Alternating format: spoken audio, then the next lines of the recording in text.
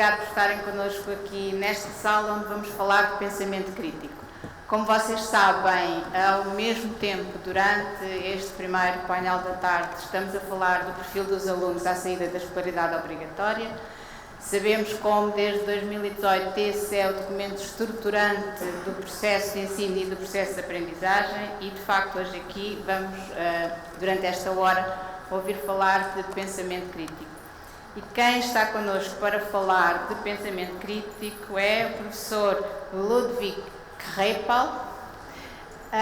O professor Ludwig é doutorado em Bioquímica, tem trabalhado na aplicação de técnicas de inteligência artificial a problemas de bioinformática. Tem cerca de 20 anos de experiência no ensino superior e lecionou durante algum tempo a unidade curricular de pensamento crítico. O segundo orador é o professor David Ehrlich. Nesta sala só estão os nomes difíceis. O David é licenciado em Ciência Política, mestre em Filosofia e Ensino de Filosofia, cursa atualmente o doutoramento na mesma área. E acho que ainda é, o mais jovem professor de Filosofia do país. Este painel tem como objetivo contrariar a ideia de que a sala de professores está envelhecida. Hoje temos um jovem connosco, um jovem professor motivado e de quem os alunos gostam muito. O professor David tem tido intervenção em programas na rádio e na televisão e mantém um canal de YouTube, A Tua Filosofia. Muito obrigado, David, muito obrigado, Ludwig. O professor Ludwig vai iniciar a sua intervenção. Eu não vou fazer a sinopse daquilo que ele nos vai dizer. E depois o David dá seguimento à comunicação dele. Logo a seguir, se houver algumas questões, nós temos aqui algum tempo para interação. Obrigado, Ludwig. Obrigado, Isolina. Obrigado também à organização por este convite e obrigado a todos por estarem aqui presentes. No documento sobre o perfil curricular, há aqui uma descrição do pensamento crítico que foca algumas características que são desejáveis. Pensar de modo profundo, abrangente, ser capaz de enquadrar diferentes conhecimentos, avaliar o impacto de decisões, desenvolver novas soluções e assim. Mas isto são, no fundo, efeitos secundários do pensamento crítico, algo que dá jeito, é útil, mas eu gostava, antes de começar a falar sobre os obstáculos ao pensamento crítico e ao ensino do pensamento crítico, focar algumas características que eu considero mais fundamentais e mais relevantes para esta conversa. Em primeiro lugar, o pensamento crítico é reflexivo, ou seja, envolve o processo de examinarmos a própria forma como estamos a pensar nos problemas. E isto é algo que é extremamente privado e íntimo. Nós não conseguimos ver o que se passa no cérebro das pessoas e, principalmente, quando estamos a trabalhar em ambiente controlado, por exemplo, quando os alunos estudam as respostas certas e sabem o que é que devem ser as respostas certas, é muito difícil apreciarmos se há ou não pensamento crítico, porque o simples facto de dar a resposta certa não nos diz nada sobre o que é que se passou na mente antes de dar essa resposta. Ironicamente, se sairmos deste contexto académico, e se vamos, por exemplo, para as redes sociais, é perfeitamente evidente quando há ou não há pensamento crítico. E aí, nesse ambiente mais descontrolado, nota-se bem essa diferença. Outro aspecto, outra característica importante do pensamento crítico é que tem de ser exploratório, tem de considerar alternativas, porque a própria ideia aqui do crítico, daquele que é capaz de julgar, implica que tem de haver alternativas que estamos a avaliar para tomar uma decisão. Finalmente, não basta ter a capacidade de pensar criticamente, é preciso ter uma disposição para isso, é preciso ter o vício de pensar criticamente para nos protegermos de coisas como, por exemplo, a armadilha das convicções, quando temos tanta certeza de que sabemos uma coisa que já achamos que nem sequer é preciso pensar mais nela. E se nós não temos este hábito de pensar criticamente, vamos cometer erros que depois muito dificilmente corrigimos porque nem sequer nos apercebemos deles, ou pior, não queremos tomar consciência deles. Portanto, o pensamento crítico não deve ser apenas uma capacidade, deve ser mesmo um hábito, uma maneira de pensar nas coisas, algo que nos incomoda se não estivermos a fazê-lo. Para formar os alunos nisto, nós precisamos então de criar estes hábitos de introspecção, de reflexibilidade, de autocrítica, de encarar o erro não como uma coisa a evitar ou nunca assumir, mas como uma oportunidade de melhorar, de mudar de ideias e trocá-las por ideias melhores.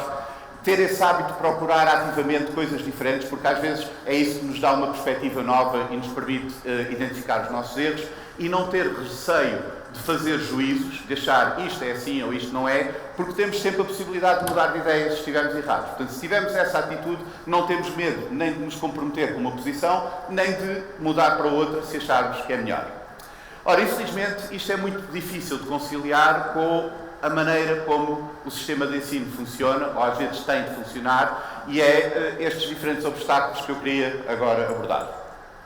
Em primeiro lugar, é preciso que os jovens, desde muito cedo, desde crianças, comecem a adquirir muito conhecimento. Uma das missões principais do sistema de ensino é transmitir esse conhecimento. E é mesmo muita coisa. Têm de aprender a ler, a escrever, têm de aprender matemática, uma data de anos até começar a perceber um pouco de matemática, geografia, história e assim por diante. E tudo isso é o destilado já de muitos anos de progresso, muitos anos de pensamento sobre esta matéria. E, portanto, a forma mais eficiente de transmitir este conhecimento é simplesmente dá-lo para os alunos aceitarem. Porque é muito difícil, para já, ter pensamento crítico antes de se conhecer as coisas. Se nós não temos informação, se não sabemos, não conseguimos pensar criticamente. E, além disso, se sabemos que há a resposta certa, é um pouco frustrante estar com o trabalho todo de pensar em alternativas, de fazer juízos, de avaliar as coisas, quando, no fim, vamos ter aquilo que já sabíamos no início, porque já toda a gente sabe que é aquela a resposta certa. Pior que isso, a possibilidade até de examinar algo criticamente pode exigir imenso conhecimento que não podemos dar antes. Por exemplo, estamos a ensinar a criança a fazer contas de dividir. Em 24 há uma vez 17, de 17 para 24 vão 7, baixa ou 2 e assim por diante, e a criança consegue fazer a conta de dividir. Como é que vai aplicar o pensamento crítico para apreciar este algoritmo, para compreender o que é que se passa aqui? Por exemplo, isto depende da forma como representamos os números. Se tivermos uma notação posicional, conseguimos fazer isso. Se quisermos fazer esta conta em numeração romana, não dá, não vamos conseguir fazer contas assim. Mas esta diferença, isto foi uma coisa que demorou séculos até se descobrir que há uma forma melhor de representar os números.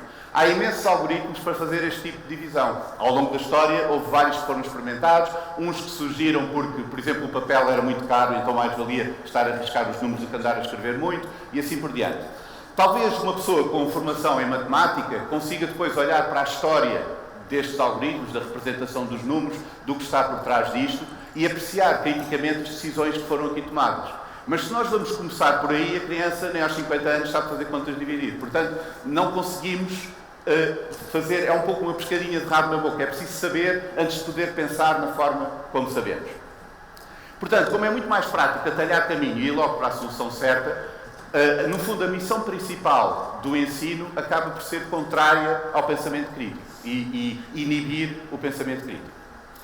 Além disso, temos o problema da avaliação.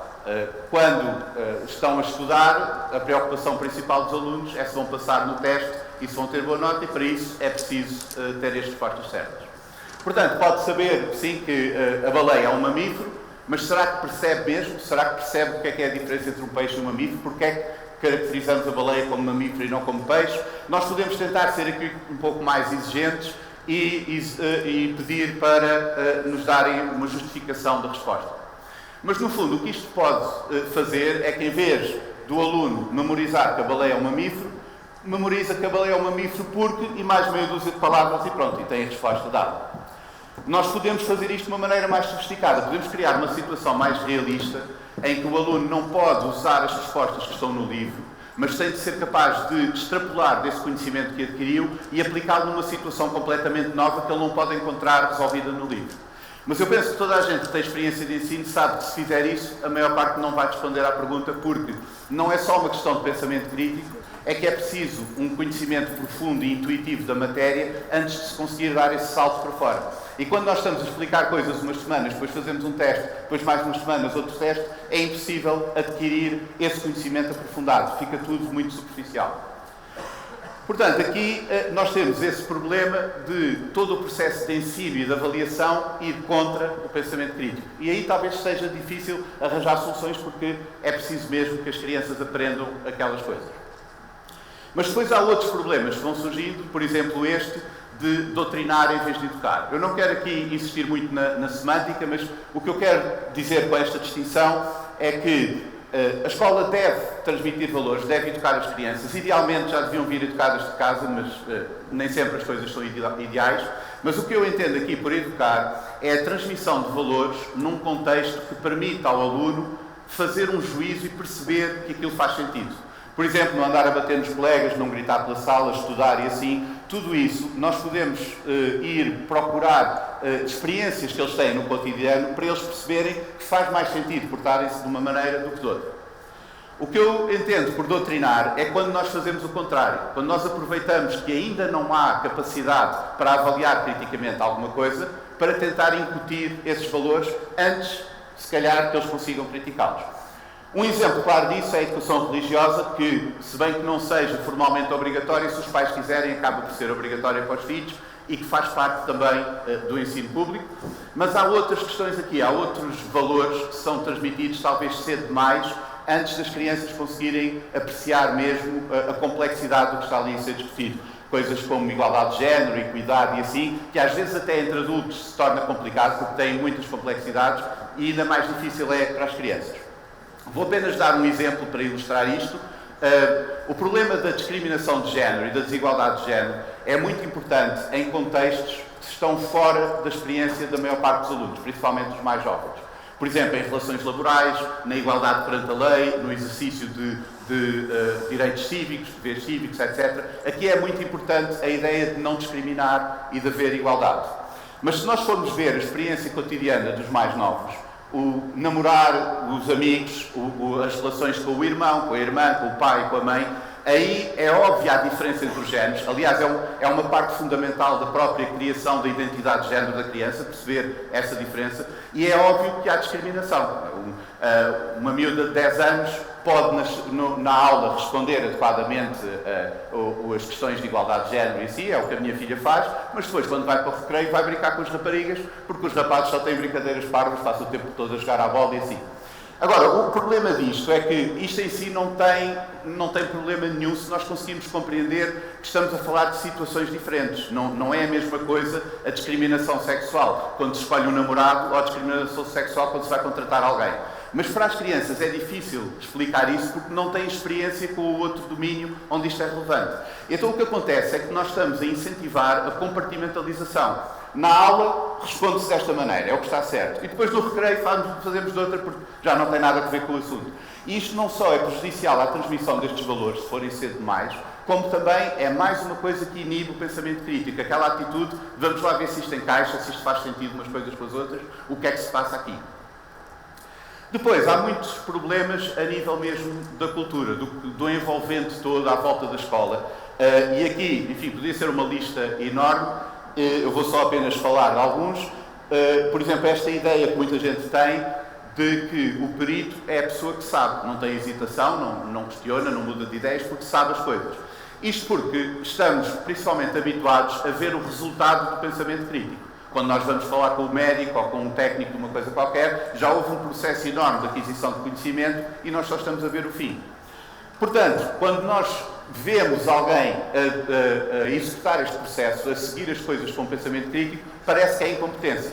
Um exemplo disso foi no início da pandemia, não se sabia se o vírus se transmitia mais pelo ar, se pelo contacto com superfícies contaminadas, não se sabia se havia máscaras para todos e assim, a DGS não recomendou que se usasse máscara. E depois, quando se descobriu que sim, que era importante, mudou a recomendação. Isto é um exemplo bom de pensamento crítico, adequar as nossas conclusões à informação e às circunstâncias. Mas para muita gente isto foi um exemplo de incompetência. Então estão a dizer uma coisa e agora dizem outra, não sabem o que é que estão a fazer. E este tipo de percepção é um problema também porque dificulta aplicar o pensamento crítico, porque parece que uma pessoa está quase a admitir ignorância ou a admitir algum defeito. Outro problema é achar que a convicção é uma virtude. Quando, enfim, não devia ser, mas qualquer convicção ideológica, qualquer extremismo, assim, muitas vezes, em certos contextos, é visto como uma virtude porque aquela pessoa, sim, sabe o que quer, tem a sua opinião, não vai andar a mudar de ideias.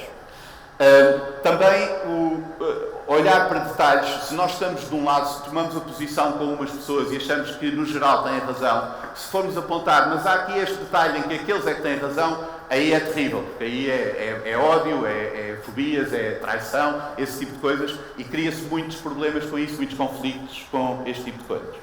E depois a parte também da ofensa. Infelizmente, cada vez mais, dizer estou ofendido é quase visto como uma justificação para os outros depois terem de mudar o comportamento, quando no fundo é apenas o defeito daquela pessoa que está ofendida. Pronto, azar, teve essa infelicidade, mas os outros não deviam ter nada a ver com isso. E basicamente o que eu penso que captura aquilo que devia ser o espírito académico, o que devíamos encorajar na escola, é o que está resumido nesta frase de Oscar Wilde, que é desenvolver esta capacidade para brincar de forma graciosa com as ideias, sem essas paixões, sem ofensas, sem andar com medo de dizer umas coisas ou dizer outras, e isto é o que devia ser incentivado. Um diálogo livre, aberto, em que as pessoas estão a considerar as ideias por si, sem estarem depois a associar que não se pode dizer isto é ofensivo, isto assim não podemos fazer, etc. E parece-me que há muita pressão social sobre a escola, precisamente no sentido contrário, de aumentar a doutrinação, de tentar formar a maneira como as crianças vão olhar para as coisas, os valores que têm, e tentar, por exemplo, protegê-las de coisas que possam ser ofensivas, que possam ter ódio ou coisas assim desse género, e, no fundo, criar aquilo que vão ser adultos mais fragilizados e menos capazes de olhar para fora das suas sensibilidades e considerar outras alternativas. Portanto, para concluir esta apresentação assim um pouco deprimente e pessimista, eu queria admitir que não tenho propriamente soluções. Enfim, nós podemos inferir daqui algumas ideias como tentar dar mais espaço à exploração, tentar dar oportunidades aos alunos de explorar ideias sem ter medo de errar, que não vão ter negativo ou assim, tentar promover mais este espírito académico de brincar com as ideias pelas ideias, sem estarmos preocupados se são coisas boas ou coisas más, e reduzir um pouco a tentativa de transmitir valores antes que os alunos tenham capacidade de os avaliar criticamente. Mas isto são apenas coisas vagas, não é? São aqui uns palpites e não são propriamente soluções. Não é nada que se possa pegar nisto e agora ir aplicar na sala de aula. O que me parece ser mais importante e que gostava de transmitir aqui é, primeiro, identificar estes obstáculos ao pensamento crítico para termos uma ideia do que é preciso tentar resolver se quisermos que, no final do percurso da escolaridade obrigatória, aqueles alunos sejam mesmo capazes de pensar criticamente. Mas antes disso, nós temos mesmo de responder a esta pergunta.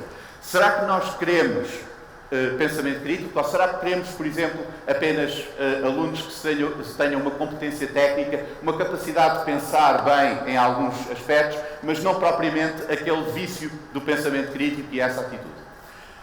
Eu estou firmemente do lado da outra opção. Eu acho que, dada a sociedade democrática que temos e o acesso que temos à informação e à desinformação, é muito importante que, à saída da escolaridade obrigatória, aqueles cidadãos estejam formados com o máximo de atitude crítica. Portanto, sejam capazes de formar juízos, de exigir justificações, de debater ideias mesmo que não sejam as suas, de tentar ver as coisas de outra perspectiva e assim por diante. Mas isto não é apenas uma pergunta retórica, só para enfeitar aqui o último slide, porque eu reconheço que qualquer pessoa que tenha convicções fortes de ideologia política, religiosa, de justiça social ou assim, vai reconhecer aqui um perigo. Se nós ensinamos os alunos a pensar por si, corremos o risco que depois vão pensar de uma maneira que não é a que nós queremos. E, portanto, nós temos mesmo de olhar para esta pergunta a sério, porque precisamos de estabelecer quais são os objetivos. Quão crítico é que deve ser o pensamento dos alunos à saída do ensino secundário? E só depois de ter uma ideia clara disso é que podemos ver o que é que podemos fazer para tentar aproximar esse objetivo. Muito obrigado a todos pela vossa atenção.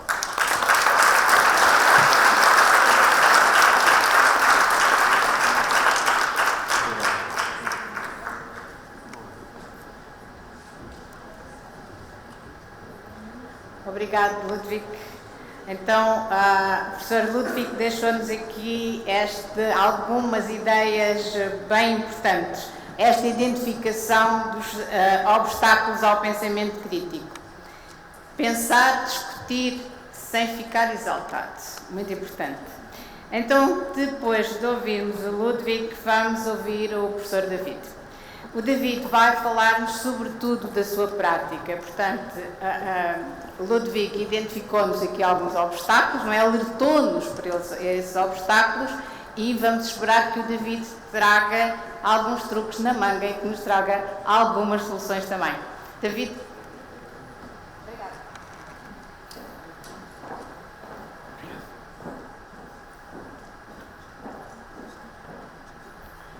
Boa tarde a todos, eu tenho o hábito de falar alto para projetar a voz, mas agora esqueci-me que estava com o micro e ia dizer boa tarde a todos, como se estivesse numa sala de aula perante 30 adolescentes e não iria ser agradável. Tenho a difícil missão, não só de falar a seguir ao almoço, que é sempre aquela hora em que a sesta começa a ameaçar calmamente os nossos espíritos, mas também de falar depois do professor Ludwig, que aproveito para fazer esta partilha. Viemos de carros juntos e vamos de carros juntos e, portanto, são 6 horas de debate ao longo de um dia e temos exercido o pensamento crítico. Quando fui convidado a participar, e aproveito para agradecer o convite, disse que queria falar eminentemente da prática e foi isso que nós combinámos. E não posso deixar de aproveitar o estar aqui para lançar 8 desafios. A minha apresentação está estruturada em 8 desafios que vos lanço. Gostaria, no final, até estimulando o pensamento crítico e tentando com que consigamos exercer aqui o pensamento crítico, saber se concordam, se discordam ou se acham que são propostas demasiado arrojadas. A minha primeira reflexão tem a ver com a posição das mesas nas salas. Nós chegamos a uma sala de aula típica das escolas em Portugal e, sobretudo, infelizmente, ainda da maior parte das escolas do setor público, e encontramos uma sala que está estruturada do seguinte modo. Estão todos a olhar para a frente e há uma pessoa que está na posição ali simbolizada por um sol, que a todos vê, que é o professor. O professor a todos vê, todos veem o professor e o centro da sala de aula é o professor. Não querendo, naturalmente, dizer que a lecionação não é importante e que não é importante haver momentos de exposição, gostaria de sugerir que nós podemos e devemos transformar as nossas salas de aula. E transformar uma sala de aula não é só equipá-la com tecnologia de ponta, não é só investir milhares de euros naquela sala, pode ser algo tão simples como pegar nas mesas e nas cadeiras e fazer várias zonas onde núcleos cooperativos trabalham. A mesa do futuro não exige ter 20 iPads, 5 projetores, um microfone. A sala de aula do futuro não tem de ser uma sala tipo CSI Miami, onde toda a tecnologia se junta. A sala de aula do futuro é, em parte, a sala de aula da escola moderna, é, em parte, a sala de aula da escola nova, dos movimentos que, no início do século XX, nos ensinaram a cooperar. E, portanto, esta sala de aula, como veem na imagem da direita, eu procurei ser algo criativo no PowerPoint, espero não estar demasiado similar ao abstracionismo geométrico do Piet Mondrian, mas a sala de aula que privilegia o pensamento crítico é uma sala de aula em que os estudantes pensam, partilham, refletem em núcleo cooperativo e o professor pode estar junto de um núcleo cooperativo lançando uma pergunta interessante, pode deslocar-se a outro núcleo de cooperação ou equipa de aprendizagem, se preferirem, fazendo uma breve lecionação de um ponto que ficou por esclarecer, noutro, depois desloca-se a outra equipa de aprendizagem e faz uma pequena explicação de um assunto e assim sucessivamente. E nada impede nesta sala que o professor peça a palavra, os alunos silenciam-se e o professor, durante 10 ou 15 minutos, fala para a turma inteira. É que a sala de aula que vocês veem do vosso lado esquerdo é uma sala que tende a inibir o pensamento crítico, pois só há verdadeiramente uma pessoa que pode falar para todas as outras até de modo confortável. Está feita unicamente para a exposição. Pelo contrário, a sala de aula do lado direito é uma sala que não impede a exposição, até se pode garantir que as cadeiras estão todas, que nenhuma cadeira está de costas para o quadro e que permite a cooperação. Portanto, este é o primeiro desafio. O desafio é, sem gastar um cêntimo, fazer com que nas escolas do nosso país o formato, quando nós chegamos no primeiro dia de aulas da sala de aula, é uma sala de aula em que as mesas estão juntas em quadrado. E quando é preciso, transformamos a sala de aula no auditório, em vez de fazer o contrário, que é quando é preciso, fazemos a sala de aula em equipas. Ora, um segundo desafio tem a ver com aquilo que alguns autores chamam as metas de compreensão.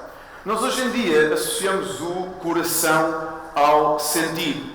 Mas é curioso que a história do coração, no seu simbolismo cognitivo, no seu simbolismo da condição humana, nem sempre foi apenas sinónimo do sentir. E para os antigos gregos, é verdade, não podia haver a apresentação de um professor de filosofia sem falar dos antigos gregos, também era no coração que residia a mente.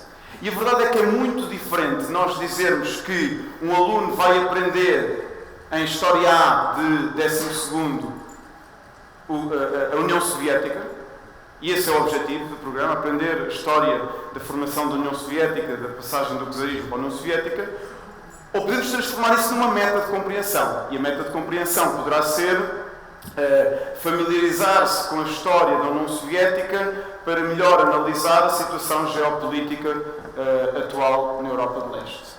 De igual modo, falando de filosofia, uma coisa será achar que o objetivo é o aluno aprender a ética deontológica de Kant, outra coisa é prepararmos as atividades sob a ótica de uma meta de compreensão que poderá ser apreender a ética deontológica de Kant para refletir sobre os direitos humanos na segunda metade do século XX. Isto é, nós temos de conseguir lecionar os conteúdos curriculares não sob a ótica de objetivos simples, aprender Z, aprender Y, aprender X, mas de metas de compreensão. Metas de compreensão que ultrapassam o fechamento e que verdadeiramente se relacionam com a vida do estudante. Com a sua vida. Pode ser a sua vida cotidiana, a sua vida pessoal. Pode ser os seus interesses. Pode ser a sua futura vida cívica, mas que se relacionem de algum modo com a sua vida. E este seria o segundo desafio que vos lanço hoje. Conseguir relacionar os conteúdos que vamos lecionar com a vida dos nossos aprendentes. Está a ficar cada vez mais abstrato, não é? Ora, aqui temos em cima o modo como maioritariamente se ensina. E o modo como maioritariamente se ensina, e é o modo como nem sempre é fácil fugir a isto, porque todo o sistema está construído assim, é o modo linha de montagem. O processo de ensino tem apenas uma direção, todos vão nessa direção, todos devem aprender o mesmo conteúdo ao mesmo tempo, são avaliados em simultâneo e a viagem do ponto A para o ponto B é uma viagem que todos devem fazer. Portanto, no fundo, o processo de ensino-aprendizagem, como aqui estamos a criticar, é um processo de filinha indiana. Vamos todos na mesma direção, exatamente ao mesmo tempo. Reparem que na imagem de baixo, o ponto de partida e o ponto de chegada são o mesmo. Não se trata aqui de defender uma ideia revolucionária de que não deve haver currículo, não deve haver programa, cada criança aprende o que quer quando lhe apetece. Essa é uma ideia legítima, não é a ideia que eu trago aqui. Trata-se sim da ideia de que o fluxo não tem de ser igual para todos os estudantes. E trata-se aqui da ideia de que o pensamento crítico também passa por permitir escolhas. E permitir escolhas e permitir debater essas escolhas e permitir dialogar sobre essas escolhas e essas escolhas que os estudantes fazem terem consequências relevantes no seu caminho de aprendizagens. Porque o melhor lugar para começar a exercer o pensamento crítico é na própria sala de aula e nas opções que o professor procura facilitar e mediar no seio do grupo turma.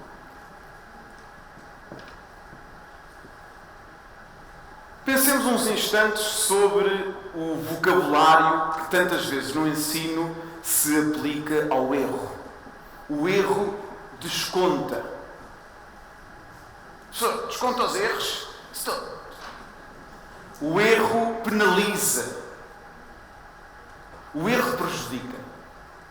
Portanto, o erro está proibido. No sistema ideal, no ideal deste sistema, melhor dizendo, não haveria erros, porque o erro só tem esta função negativa de descontar. No fundo, o erro é a medida que nos separa da nota 20 ou da nota de 0 a 100. O pensamento crítico, como já aqui foi dito e muito bem, exige uma outra maneira de ver o erro. O erro é uma oportunidade para aprender. E, portanto, o erro tem de ser corrigido, mas tem de ser corrigido através de razões. Tem de ser corrigido através de razões. Mesmo no mais básico, é muito diferente, e no ensino secundário há problemas de escrita, vivemos numa era em que a ortografia está em crise com a era dos corretores. É muito diferente dizer a um aluno que devia ter usado 2 S's, ou explicar, investir mais 30 segundos e explicar que quando o S está entre 2 vogais tem valor fonético de Z e, portanto, convém usar os 2 S's.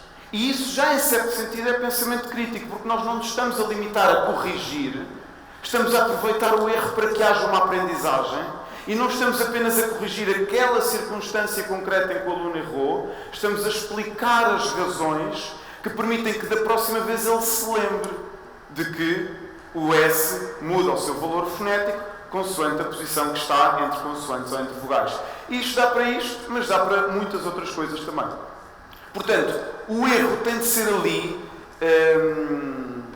e daí este relâmpago, tem de ser uma oportunidade para iluminar, para inspirar, para dar razões e trocar razões sobre o caminho para o que é correto. O professor também tem de abdicar de ser esta espécie de capataz industrial que tem o monopólio de apontar o erro. É o único que aponta erros. É o único que diz que está errado. Como? Bom, o professor pode promover a autocorreção. O professor pode dar critérios de uma determinada ficha de trabalho, distribuir os critérios e permitir que os alunos se autocorrijam e o professor ser quem supervisiona um processo de autocorreção. O professor também pode facilitar a heterocorreção. Não, mas atenção, isto dá trabalho. Não se trata aqui de dizer agora corrijam-se uns aos outros e vou à minha vida. Trata-se de preparar os materiais para supervisionar e orientar. E mais uma vez aí estaremos perante uma certa ideia de pensamento crítico. Quando o erro deixa de ser um castigo, uma penalização, quando detectar e corrigir o erro deixa de ser um gesto de poder e passa a ser um hábito. E quando se faz isto numa turma, começa a acontecer uma coisa muito interessante. Os miúdos param de gozar uns com os outros quando erram e começam-se a corrigir construtivamente, explicando razões para. E essa também é uma das maneiras de implementar o pensamento crítico. Ora, seguidamente, e não se preocupem, são 8, já estou no 5, portanto talvez tenham 1 ou 2 minutos a mais, peço segurança. Temos a ideia, nós professores temos uma preocupação, que é ainda não dei o programa. Temos de dar o programa. O programa tem de ser todo dado do início ao fim. E quando dizemos dar o programa, normalmente falamos do quê? Falamos acerca do programa para os alunos. E ficamos muito felizes quando, eu já consegui lecionar todo o programa aos alunos. Ora, o pensamento crítico passa também, e aqui também já foi dito, nós fizemos as nossas apresentações antes de entrar no carro, vos garanto. Os pontos de convergência são autênticos. Também aqui já foi dito o explorar. O explorar. E, lecionando bem o início de um determinado bloco de conteúdos, explicando os pontos principais que vão ser atravessados, oferecendo um bom esquema conceptual e bons materiais, nós podemos lecionar a primeira peça da engrenagem e o restante caminho ser feito em descoberta, em exploração. É muito diferente o professor fornecer um esquema ou o professor pedir aos alunos que construam um esquema. E é muito diferente pedir a um aluno individualmente que construa um esquema ou dizer tens 15 minutos para fazer o esquema e nos 15 minutos a seguir vais debater o teu esquema com os colegas da tua equipa. E a partir dos 4 esquemas vão tendo de chegar a um esquema de equipa. E é muito diferente estar a mostrar um esquema na aula, ou o aluno primeiro construir o seu esquema e a seguir partilhar o seu esquema com os colegas da equipa que também construíram o seu esquema e terem de chegar a um esquema de equipa. E o que acontece quando sou eu, estudante, que estou a fazer o esquema, que estou a produzir o resumo, que estou a escolher um bom vídeo no YouTube que resuma bem isto, eu estou a fazer escolhas, eu estou a pensar, eu estou a raciocinar. Como veem, a meu ver, há um grande cruzamento entre aquilo que se chama os métodos ativos e o pensamento crítico. A meu ver, o pensamento crítico exige a aposta nos métodos ativos. Uma aula onde há pensamento crítico tem de ser uma aula onde há espaço para pensar. Esse espaço, na verdade, é um tempo, porque em termos de espaço ocorre aqui e depois ocorre aqui. Mas é preciso um tempo. E pode ser algo tão simples como estar a lecionar uma aula perfeitamente clássica durante 15 minutos. Atenção, eu falo nas minhas aulas, portanto não se trata aqui de abdicar da exposição. Mas no fim dos 15 minutos, dar 2 ou 3 minutos para que cada aluno, por exemplo, individualmente, escreva uma dúvida com que ficou, o que é que achou mais interessante e, por exemplo, algo de outra disciplina que se relacione com isto. Isto faz-se em 4 minutos. E a seguir até se pode pedir que ele converse com o colega do lado. E depois pode-se sortear um, eu uso um dado, pode-se usar papelinhos, seja o que for, sorteia-se um que partilha com a turma. E a seguir continua a aula clássica de falar para a turma. Mas é importante que sejam dados momentos na aula para pensar sobre o que está a acontecer. Parar para pensar. É importante também que haja liberdade de expressão. Eu adoro, e é um momento do qual eu gosto muito, quando o aluno pergunta porque é que estamos a aprender isto. Não consigo compreender quem fica chateado com isso. Olha, consigo compreender, mas ficar chateado com isso é a partir do princípio que um aluno de 13 anos tem que ter os mesmos interesses que um doutorando em Filosofia de 32. Não vai ter. Portanto, quando o aluno pergunta porquê, é desafiante, e eu procuro explicar de que modo é que a oposição entre Descartes e David Hume pode ser interessante para alguns problemas científicos atuais. Nós temos de permitir que o aluno pergunte porquê, temos de permitir que o aluno dê o seu ponto de vista, temos de permitir que o aluno faça comparações. Não se trata aqui da caricatura de que está tudo certo. Trata-se aqui de, mesmo a partir do erro, encaminhar para o lado correto. Exemplo concreto.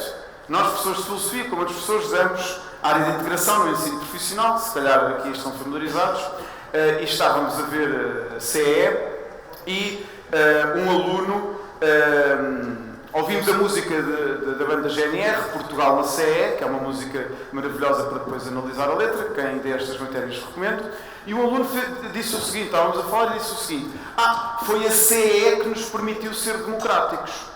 E eu podia ter dito simplesmente, não, isso é um erro. A nossa Revolução do 25 de Abril foi antes. Ponto.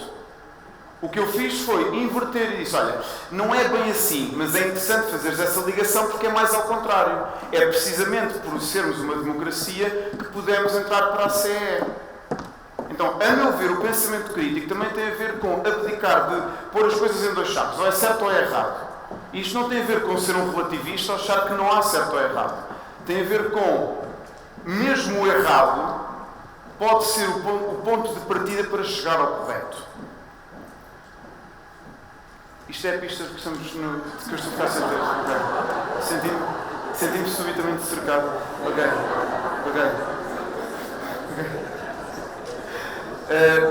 Prosseguindo.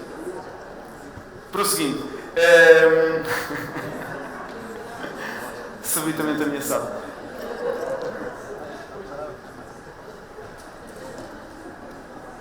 A questão da pergunta.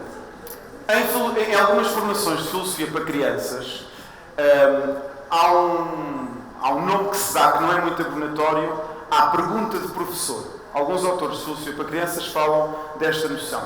Porque se nós pensarmos, a pergunta tradicional do professor é sempre uma pergunta sobre o que é, seja o que for, o que é isto? Ou quem sabe algo? No fundo nós perguntamos quem sabe o que está atrás daquela porta, seja o que for. Quem é que sabe em que ano foi a Revolução tal, ou quem é que sabe qual é o valor de X. Quem é que sabe algo? Pois uns sabem, outros não. Algum põe o braço no ar, desde que sabe, nós ficamos muito felizes e segue jogo. Ora, o pensamento crítico exige uma arte que se treina, que é a arte da pluralidade das perguntas. Porque, mesmo que o jovem diga algo errado, diz algo errado, porquê é que estás a dizer isso? Ou, de que modo é que tu ligas isso que estás a dizer ao que nós aprendemos ontem? Ou simplesmente concordam, perguntar-te, concordam, discordam, alguém teria algo a acrescentar? De que modo? Olha, no início da aula disseste uma coisa que me pareceu contraditória. Isto que estás a dizer agora não é contraditório com isto, tal, que disseste no início da aula, e assim sucessivamente. Isto é, há vários modelos de pensamento crítico, mas o que eles todos convergem, ou seja, guias concretos para a sala de aula, é abrir o leque de perguntas. E nada impede que depois, no final, digamos, não é bem assim, é de outro modo. Mas, no fundo, o professor fazer um leque de perguntas. Porque as perguntas são como as cores, são como a roupa. Há vários tipos de pergunta. E às vezes o professor fica muito preso à pergunta do certo e do errado. Como aquela pergunta do teste. Uma pergunta que pede a resposta certa. E em sala é importante fazer perguntas que estimulem o pensamento crítico. Como é que argumentarias a favor disso que disseste? Como é que chegaste a esta solução?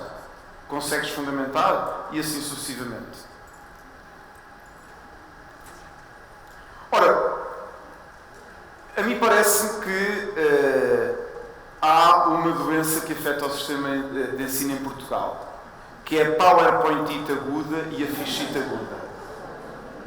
E o que é que acontece? Acontece, e todos nós já vimos esse colega, todos nós já nos deparámos, que é o mesmo PowerPoint de ano para ano. É o mesmo PowerPoint desde 1999.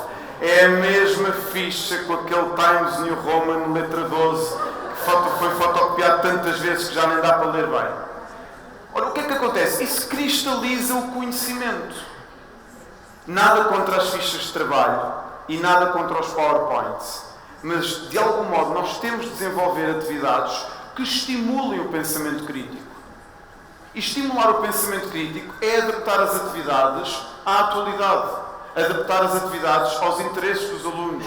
É a atividade de ser convidativa a que o aluno dê a sua perspectiva. E isto pode acontecer não apenas em filosofia. Às vezes, quando falo disto com alguns colegas, parece que é só para filosofia. Mas para muitas outras... uma pergunta de língua portuguesa sobre um texto, para além sobre um poema. Pode haver uma última pergunta que seja: escolhe a tua estrofe preferida e explica porquê.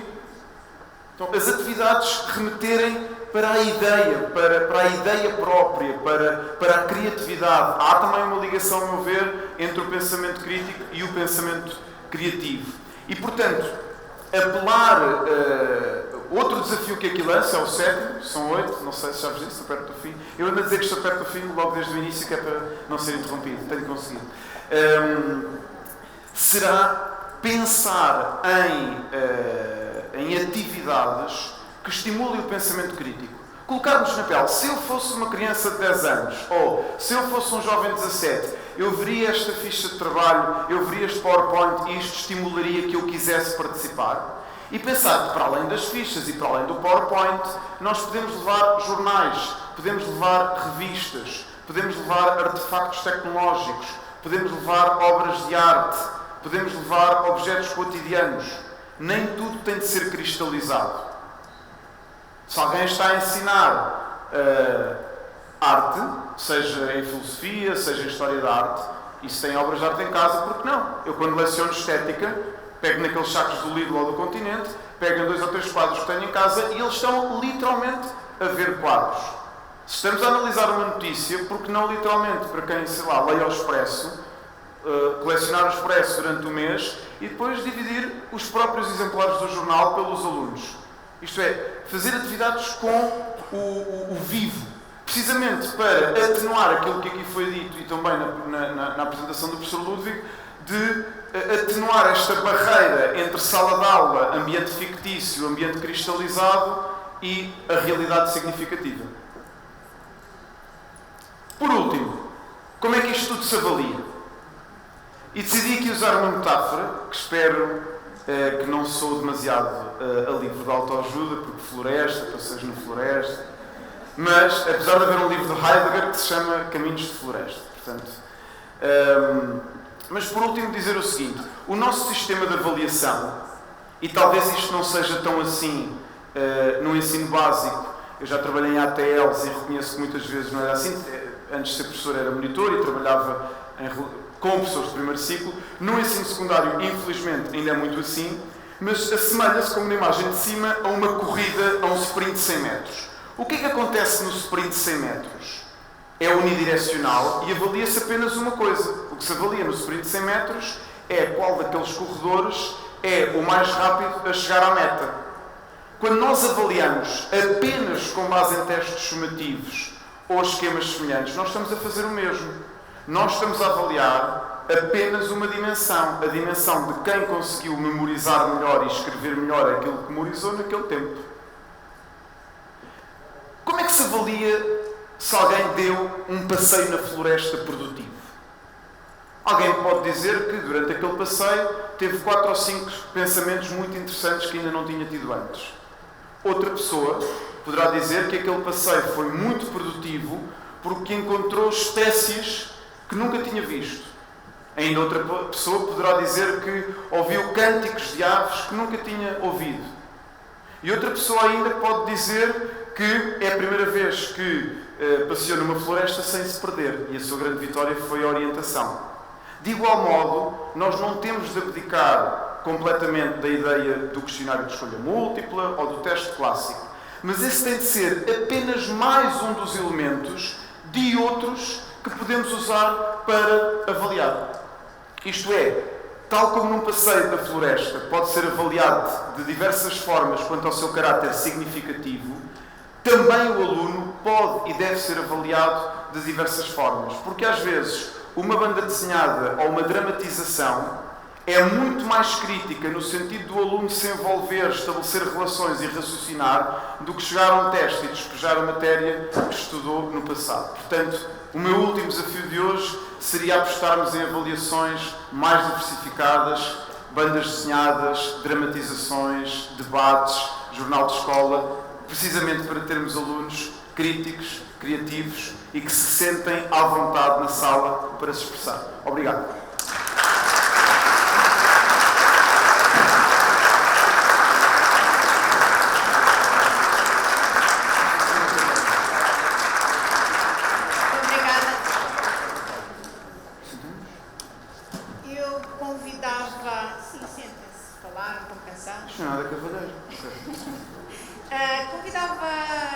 É impossível que não tenham questões, não? Eu acho que nós hoje tivemos aqui neste bocadinho, quase uma hora, não fez, duas intervenções interessantes. Eu acho que durante estes 2 dias nós temos vindo a ver aquilo que as escolas fazem. Vimos muito do ponto de vista da escola como um todo, com os vídeos, com os estudos que foram apresentados, o papel das direções. Já ouvimos alguns alunos, tivemos há pouco, ainda na parte da manhã, uma jovem de 15 anos a explicar-nos o ponto de vista dela de um modo bem interessante e neste pedaço de tempo que tivemos aqui com o David e com o Ludwig, nós percebemos que é possível. O David está no ensino secundário, como nos disse, trabalhou também noutros níveis de ensino, portanto deu apoio e acompanhou professores do primeiro ciclo e do pré-escolar a trabalhar com as crianças e demonstrou que isso é possível. A perspectiva do Ludwig também nos deixa aqui um conjunto de interrogações interessantes. Porque o trabalho todo das questões da cidadania e desenvolvimento tem de ser de facto pensado. Eu acho que se nós pegarmos nas intervenções deles os dois, temos aqui claramente a intencionalidade de que todos nós andamos a falar, pelo menos desde que o perfil dos alunos à saída da escolaridade obrigatória saiu. Esta questão da intencionalidade. Eu estou à espera que alguém faça alguma questão, não fazendo. Eu se calhar deixava de ficar aqui para eles os dois ainda falarem um bocadinho sobre isto. Quão o pensamento crítico é importante no contexto atual, não é? Porque os miúdos ouvem as notícias na área das conspirações. Temos a Joana. Eu vou aproveitar, eu aproveito sempre fazer questões, ainda por cima gostei muito, agradeço-vos e mesmo depois do almoço conseguiram captar sempre a minha atenção e agradeço sobretudo pela forma séria como trataram este tema. Eu tenho até algumas provocações, faz parte também quando batemos este assunto e pegando até nesta ideia que eu acho que é exagerada em termos de dicotomia entre aquilo que é então memória ou pensamento crítico, não é? Que parece muito, mas que na verdade, e se nós pensarmos bem, para pensamento crítico é necessário a memória. Eu venho da ciência cognitiva e por isso há aqui esta necessidade de fazer esta relação, até porque quando pensamos, associamos e para associar nós temos que partir de alguma coisa. E por isso eu queria a vossa ajuda também nesta missão que percebi exatamente que é isto que nós temos que batalhar dentro daquilo que é, e eu acho que se calhar o grande problema é sempre a forma como, por exemplo, depois também tratamos isso nos testes, não é? De avaliar, que é o tal despejar, em que só estamos a avaliar se de facto ele decorou ou não a matéria, ou como é que ele relaciona esses vários assuntos que tivemos a trabalhar. Mas queria também, nesta missão, de não desvalorizar a memória, porque nela não pode ser desvalorizada desde o ponto de vista da ciência cognitiva, porque faz parte também daquilo que é a sua utilização enquanto pensamento crítico. Sim, nós respondemos? Sim, eu concordo. Eu diria que a memória e a aquisição de conhecimento são condições necessárias para o pensamento crítico. Não são condições suficientes. Portanto, uma pessoa pode ter muita memória, aprender muita coisa e depois não olhar para a forma como está a pensar nas coisas.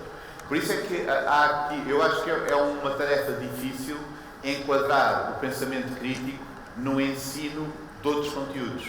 Porque quando estamos naquele processo de adquirir informação, não é eficiente estar a tentar também exercer o pensamento crítico. E na minha experiência, eu lecionei durante 6 ou 7 anos uma disciplina de pensamento crítico a alunos de engenharia informática. E essa disciplina era mesmo à parte e nós abordávamos coisas como OVNIs ou astrologia ou assim, em que não havia propriamente uma resposta certa que eles pudessem ir lá ver, porque a ideia era examinar a forma como estavam a pensar naqueles problemas e tinham de ser coisas que não exigiam grande conhecimento técnico adicional, porque não íamos estar a ter essa primeira fase de aquisição de conhecimento e que não tivesse a resposta lá no fim do manual, não é que fosse só ver e pronto, é esta a resposta. Mas tinha de ser algo pensado para isso. E aqui uma dificuldade grande é que isso acaba por ser a situação real. Quando nós saímos da escola, nós enfrentamos esse tipo de situações sempre. Não há resposta no fim do manual, há coisas que estão em aberto, as pessoas umas dizem umas coisas, outras outras. Mas quando estamos a ensinar, não pode ser propriamente esse ambiente, porque estamos a transmitir um conhecimento que já está bem estabelecido. E, portanto, isso, eu acho que existe esse requisito, a memória e a aprendizagem do conhecimento, mas depois o passo a seguir não é suficiente, é preciso criar o hábito também de pensamento crítico. Com os meus filhos, o que eu faço muitas vezes é dizer coisas que são falsas, principalmente quando eles eram mais pequenos, dava respostas mesmo falsas e eles tinham de estar sempre com atenção para ver quando é que eu estava a aldrabar e quando é que estava a dizer. Mas isso na aula se calhar não funciona bem, não é? Porque estamos com 30 alunos ou assim a fazer isso, depois é um caos e ninguém se entende. E depois o professor disse isso, foi isso que eu respondi no teste e pronto, e já ninguém não funciona. Portanto, estes problemas na prática acabam por ser difíceis por causa disso, tentar combinar essas duas necessidades. Eu teria dois apontamentos muito breves.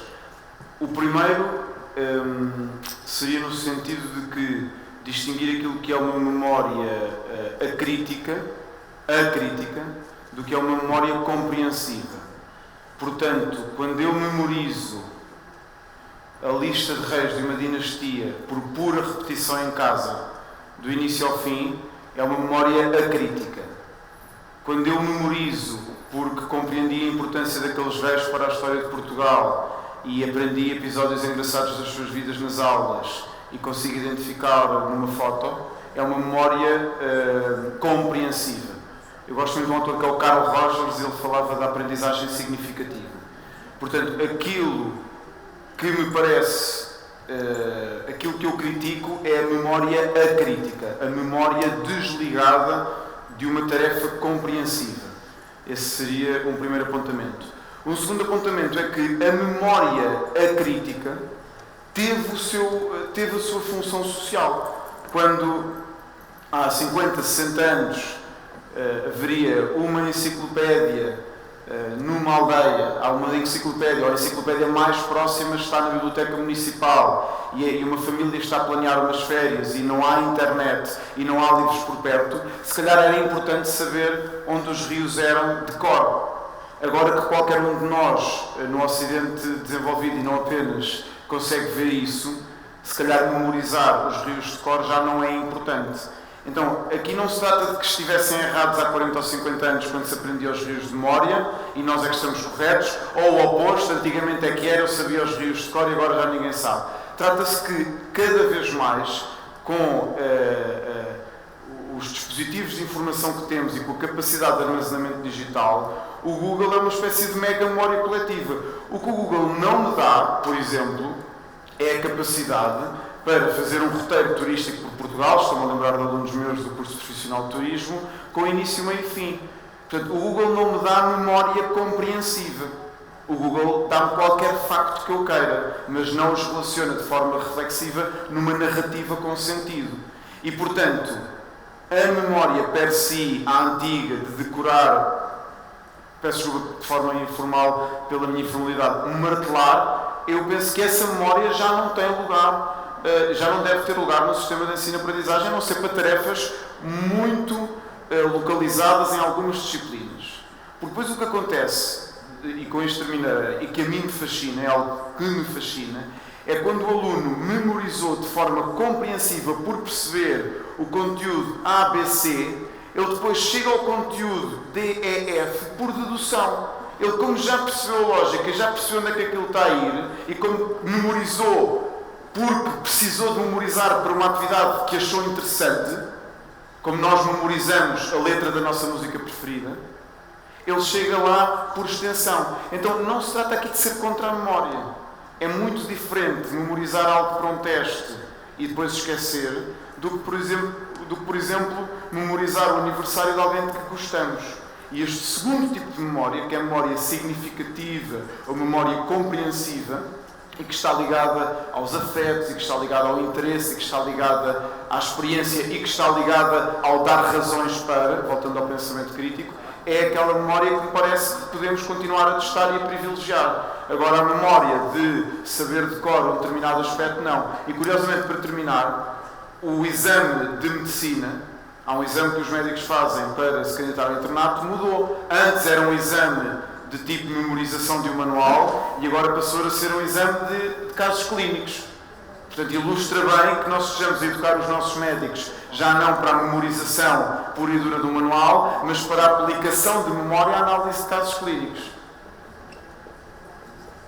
Obrigada. Resta-me agradecer ao David e ao Ludwig.